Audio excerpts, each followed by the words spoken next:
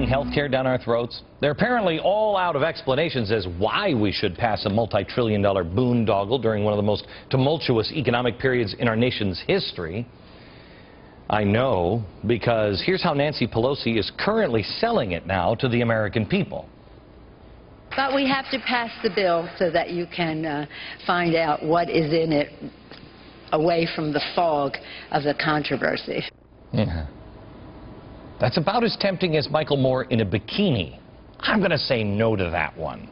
As much as I trust Nancy Pelosi, I'm going to have to pass on the "you'll love it, trust me, here, open it" approach. After all, she's a woman who led Congress to a 14% approval rating.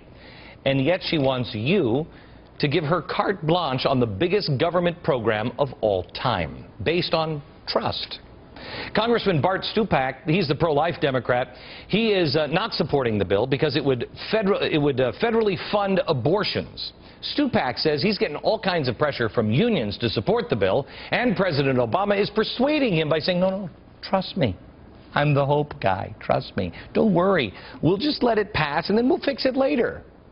How can you trust? How can you trust when he's also hearing from Democrats the argument that, quote, if you pass the Stupak amendment, more children will be born and therefore it will cost us millions more, end quote.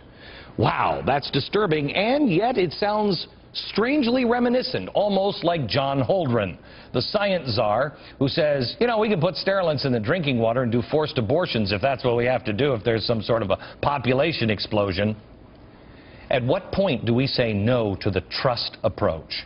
How many concrete examples of big government failures do you need to see before we start asking the right questions? Like, you keep saying we're going to pass this, everybody's against it. What's your real agenda here? Hey, who's involved? How are the unions involved?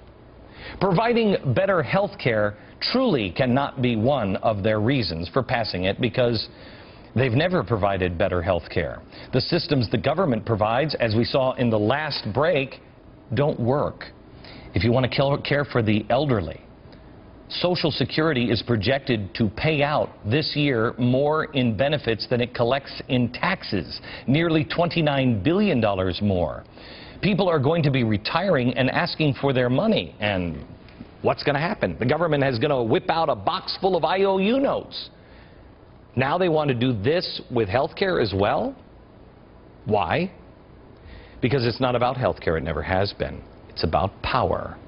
It is like the other thing in this bill that you should know about, education. Wait a minute, I thought this was health care. No. Education as well.